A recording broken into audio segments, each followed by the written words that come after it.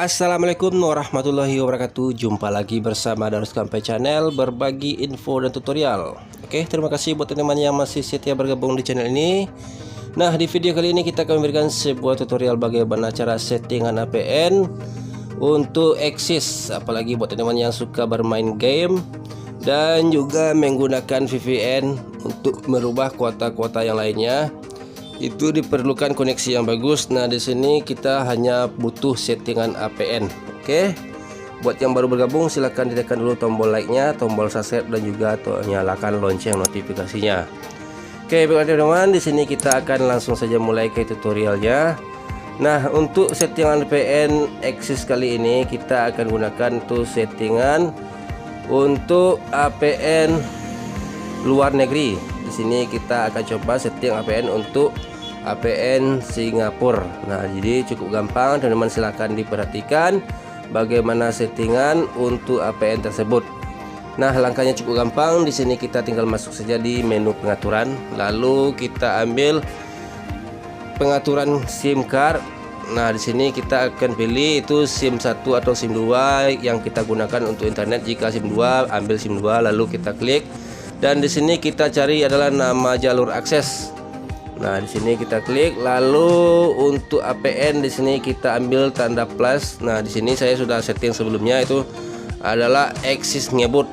Nah, jadi untuk Axis di sini saya sudah tes, itu untuk speednya cukup luar biasa. Apalagi buat teman-teman yang berada di daerah itu koneksi jaringan Axisnya mungkin sering lag. Nah, jadi buat teman-teman silahkan diperhatikan untuk settingannya.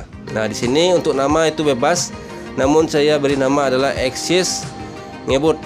Nah, ini teman-teman bisa ikuti sesuai di video ini.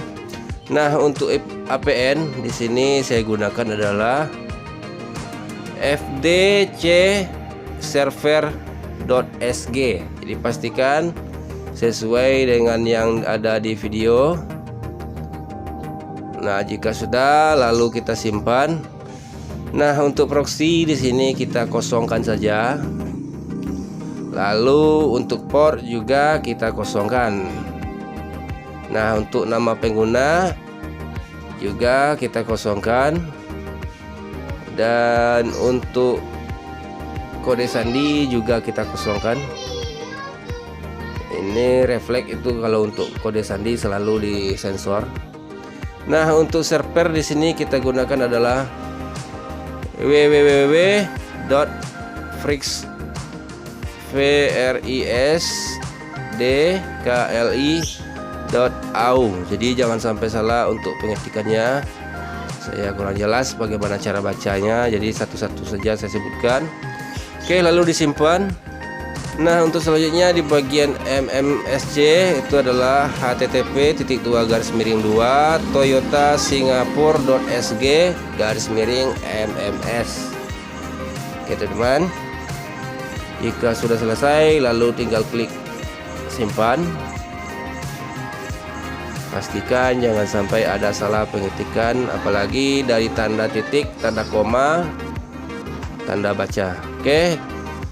Untuk proxy MMS di sini kita ketikkan adalah SEW DNSA SG, semua itu huruf kecil, ada tanda titik tanpa spasi. Jadi pastikan SEW DNSA.sg. Oke, jika sudah sampai, juga selesai, tinggal ketikkan simpan.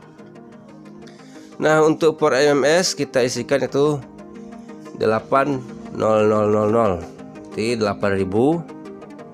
Oke, pastikan sama lalu kita simpan. Nah, untuk selanjutnya di bagian MCC itu kita tidak setting. Ini adalah settingan dari perangkat tersebut, jadi tidak usah disetting. Kalau kita setting itu bahkan tidak bisa digunakan VPN tersebut, bahkan bisa kembali ke VPN defaultnya. Oke, untuk jenis autentikasi di sini kita gunakan adalah PAP atau CAP. Jadi pastikan teman-teman bisa juga ambil PAP atau CAP. Itu tergantung TKP teman-teman, bisa dicek satu-satu. Oke, untuk jalur jenis VPN di sini kita ambil tuh default, sub, MMS, Xcap. Jadi jangan sampai salah pengetikan, itu tanpa spasi, hanya tanda koma bukan tanda titik. Jadi pastikan jangan sampai salah titik. Oke, untuk protokol APN di sini kita akan ambil IP versi 4. Nah, di sini juga bisa teman-teman cek itu sesuai TKP teman-teman, bisa ambil IPv6.